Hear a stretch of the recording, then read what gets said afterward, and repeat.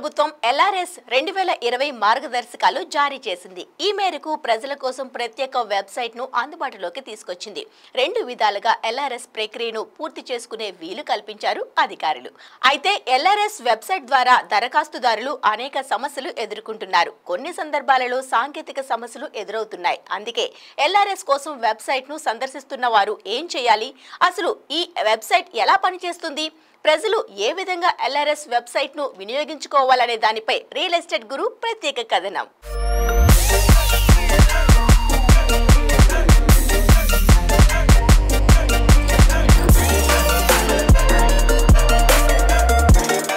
Online లో LRS fee ఎలా చెల్లించాలి?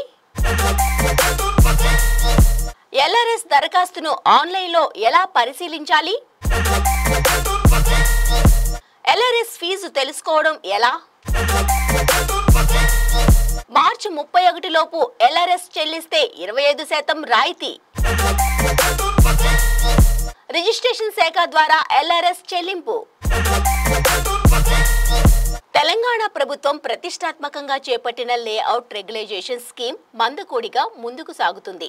ఎలాంటి ఇబ్బందులు లేకుండా ఆన్లైన్లోనే దరఖాస్తులను క్లియర్ చేస్తామని అధికారులు చెప్పినప్పటికీ ఎన్నో సాంకేతిక సమస్యలు ఎదురవుతున్నాయి. వీటన్నింటికీ పరిష్కారం చూపేందుకు అధికారులు ముందుకు రావడం లేదు. ఆన్లైన్లో ఎల్ఆర్ఎస్ అప్లికేషన్ కు సంబంధించిన డేటా మాత్రమే లభ్యమవుతుంది. ముందుగా LRS.telangana.gov.in అనే వెబ్సైట్ ను సందర్శించాలి. ఇక్కడ హోమ్ లోకి వెళ్ళగానే ఆఫీసర్స్ లాగిన్ మరియు సిటిజన్ లాగిన్ ఉంటుంది. సిటిజన్ లాగిన్ ను క్లిక్ చేసిన వెంటనే మనం ఎల్ఆర్ఎస్ దరఖాస్తుతో పాటు ఇచ్చినటువంటి మొబైల్ నెంబర్ ను ఎంటర్ చేసి ఓటీపీని వ్యాలిడేట్ చేయాల్సి ఉంటుంది. ఓటీపీ వ్యాలిడేట్ అయిన వెంటనే మన ఎల్ఆర్ఎస్ దరఖాస్తు యొక్క ప్రస్తుత పరిస్థితి కనబడుతుంది. అక్కడ ఉన్న వ్యూ స్టేటస్ ను ఒకసారి క్లిక్ చేస్తే ఈ దరఖాస్తు ఎక్కడ ఉంది, ఏ శాఖ దగ్గర, ఏ అధికారి దగ్గర పెండింగ్ లో ఉందన్న సమాచారం ఆన్లైన్ లో చూపెడుతుంది. ఈ దరఖాస్తుకు సంబంధించి పెండింగ్ ఎట్ L1 ఆఫీసర్ అని ఉంటుంది. L1 ఆఫీసర్ అంటే ప్రతి మున్సిపాలిటీలో కానీ కార్పొరేషన్ లో కానీ టౌన్ ప్లానింగ్ విభాగంలో క్రింది స్థాయి ఆఫీసర్ వద్ద మన దరఖాస్తు పెండింగ్ లో ఉందన్నమాట. ఇక్కడ ఎల్ఆర్ఎస్ ఫీజు ఇంటిమేటెడ్ అని మనకు ఆన్లైన్ లో కనిపిస్తుంది. మన దరఖాస్తుకు సంబంధించి ఎంత ఫీజు చెల్లించాలి అన్న సమాచారం ఆన్లైన్ లో చూపెడుతుంది. అప్పుడు మనం ప్రొసీడ్ టు పే అని క్లిక్ చేయాల్సి ఉంటుంది. ప్రొసీడ్ టు పే అని క్లిక్ చేయగానే ఈ దరఖాస్తుదారులకు సంబంధించి ఎల్ఆర్ఎస్ కు ఎంత మేర డబ్బులు చెల్లించాలి అన్న సమాచారం తెలియజేస్తుంది. ప్రభుత్వం చెప్తున్న విధంగా 2020లో మనం దరఖాస్తు చేసినప్పుడు ఉన్నటువంటి మార్కెట్ వాల్యూ ఆధారంగా రెగ్యులరైజేషన్ ఛార్జీలను వసూలు చేస్తున్నారు. అదే విధంగా 14% ఓపెన్ స్పేస్ ఛార్జీలను సైతం వసూలు చేస్తోంది రేవంత్ సర్కార్. ఎల్ఆర్ఎస్ ఛార్జ్ మరియు ఓపెన్ స్పేస్ ఛార్జీలు రెండింటినీ కలిపిన తరువాత 25% రాయితీ లభిస్తుందని అధికారులు చెబుతున్నారు.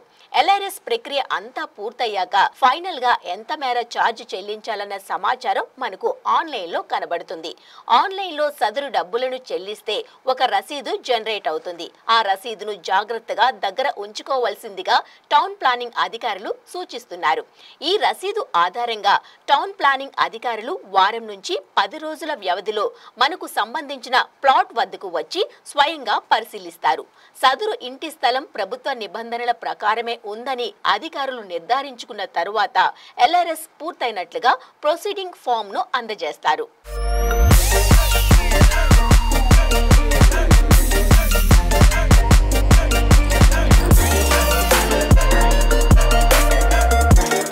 ప్రభుత్వం నిషేధం విధించినటువంటి లేఅవుట్లలో 10% రిజిస్ట్రేషన్ అయి ఉండి మిగతా 90% రిజిస్ట్రేషన్ కాకుండా ఉన్న ప్లాట్లను ఇప్పుడు రిజిస్ట్రేషన్ చేసుకునే సౌలభ్యాన్ని ప్రభుత్వం కల్పించింది. అయితే ఈ విధానంలో అటు ప్రభుత్వం చెప్తున్న విధంగా ఎల్ఆర్ఎస్ తో పాటుగా ప్లాట్ ను కూడా రిజిస్ట్రేషన్ చేసుకోవాల్సి ఉంటుంది. అంటే లేఅవుట్ అభివృద్ధి చేసిన వారి వద్ద నుంచి ప్లాట్ ను మనం ఇప్పుడు కొత్తగా కొనుగోలు చేస్తున్నట్లయితే ఈ విధానాన్ని అవలంబించాలి.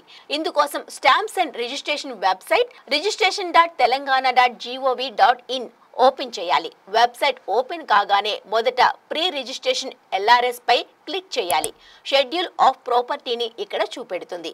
షెడ్యూల్ ఆఫ్ ప్రాపర్టీలో ఆ సైట్ ఎక్కడిది, ఏ సర్వే నెంబర్లోనిది అన్న పూర్తి సమాచారాన్ని ఇక్కడ నమోదు చేయాల్సి ఉంటుంది.